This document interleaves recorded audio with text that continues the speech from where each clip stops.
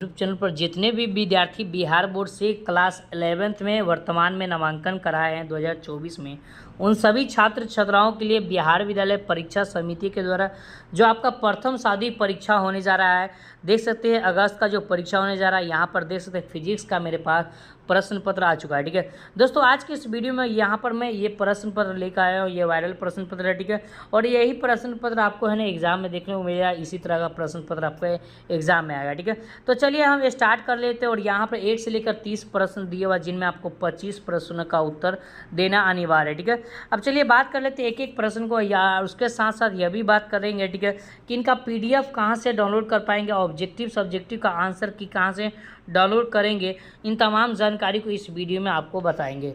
यह भी बताना चाहते हैं कि दोस्तों इस परीक्षा में पास होने अनिवार्य है, क्योंकि यह 6 माही परीक्षा है। ठीक है, इसलिए जो है इस परीक्षा में पास होना अनिवार्य। ठीक है, पहला प्रश्न आपके पास यहाँ पर क्या कह रहा है उसको समझते हैं। पहला प्रश्न आपके पास है कि भौतिकी को क्या माना जाता है, तो व्युत्पन्न विज्ञान माना जाता है, व्यवहारिक विज्ञान माना जाता है, प्राकृतिक विज्ञान और समाधान विज्ञान माना जाता है। तो 4 ऑप्शन आपके पास है, इसका राइट आंसर देंगे तो इसका राइट आंसर ऑप्शन यानी कि सी होगा, यानी कि प्राकृतिक विज्ञान माना जाता है। 2 नंबर प्रश्न की तरफ बढ़ते हैं और काफ़ी शानदार क्वेश्चन सेट किया गया। वैज्ञानिक पद्धति को लागू करने का अंतिम चरण क्या है। ठीक है, तो 2 का राइट आंसर क्या होगा, तो 2 का राइट आंसर ऑप्शन यानी कि सी होगा। ठीक है, परीक्षा परिणाम का विश्लेषण यानी कि 2 का राइट आंसर। चलिए आगे बढ़ते हैं। 3 नंबर प्रश्न है प्रायोगिक भौतिकी के जनक कौन है। ठीक है, तब प्रायोगिक भौतिकी के जनक 3 का राइट आंसर यानी कि गैलीलियो है, ऑप्शन नंबर डी होगा राइट आंसर। ठीक है, आगे बढ़ते हैं। अगला प्रश्न है यहाँ पर देखिए, सभी का सब्जेक्ट की का ऑब्जेक्टिव का सभी का क्वेश्चन आंसर इसी चैनल पर देखने को मिलेगा, और डाउनलोड करना भी सिखाऊंगा कि कैसे आप डाउनलोड कर सकते हैं।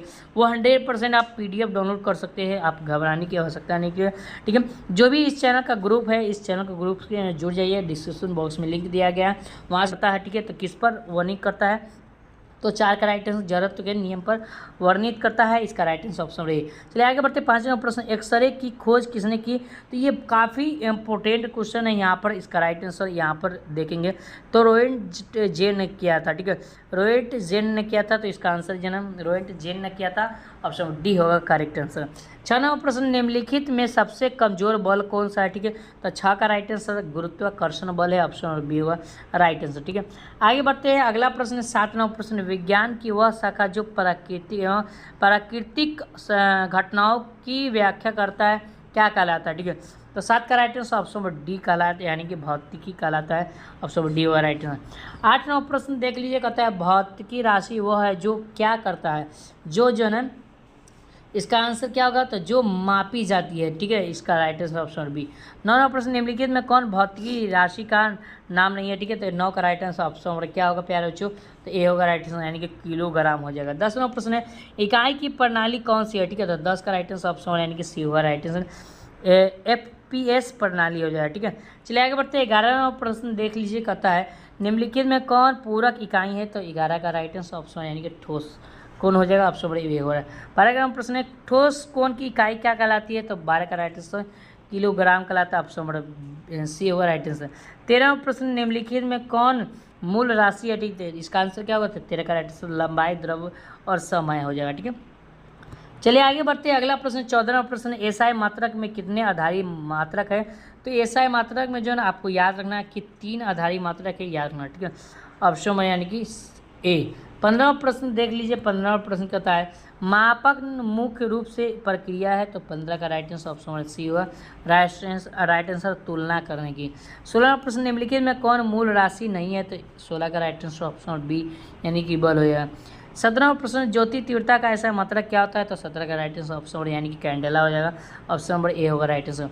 18वां प्रश्न, ध्वनि तरंगों की आवृत्ति को मापा जाता है, तो 18 का right answer option number D होगा, हर्ट्ज के द्वारा मापा जाता है, 18 का डी होगा राइट आंसर। ठीक है, 19वां प्रश्न देख लीजिए, कहता है 19वां प्रश्न, किस भौतिक राशि को प्रकाश वर्ष में मापा जाता है, तो 19 का राइट आंसर ऑप्शन बी होगा, यानी कि दूरी हो जाएगा। ठीक है, 20वां प्रश्न है ml के पावर -1 t के पावर -2 विमीय सूत्र होता है, तो 20 का राइट आंसर ऑप्शन पर यानी कि सी होगा। ठीक है, प्रत्यावस्था गुणांक हो जाएगा। ठीक है, चलिए आगे बढ़ते हैं। 21वां प्रश्न देख लीजिए, कहता है निम्नलिखित में से किसका मात्रक है लेकिन विमा नहीं है, मात्रक तो है लेकिन विमा नहीं है, तो इसका राइट आंसर यानी कि कोण का हो जाएगा। 22वां प्रश्न देख लीजिए। 22वां प्रश्न कहता है 22वां प्रश्न है, निम्नलिखित में कौन ml2 के पावर -2 के निरूपित नहीं किया जाता है? तो 22 का राइट आंसर देखिए यहाँ पर जो है ना mlt-2 जो है ना, तो इसका आंसर तनाव हो जाएगा, ठीक है, तनाव ऑप्शन और बी होगा, ठीक है। चलिए आगे बढ़ते हैं।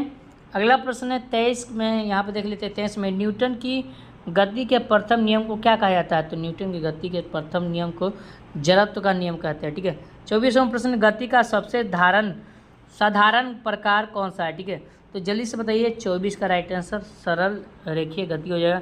दोस्तों अगर आपको यदि वीडियो पसंद है तो वीडियो को लाइक करिएगा, चैनल पर नहीं तो चैनल को सब्सक्राइब कर लीजिएगा और आपको ग्रुप में जुड़ जाना, जिससे मैं आपको क्वेश्चन पेपर प्रोवाइड करा पाऊँगा, ठीक है।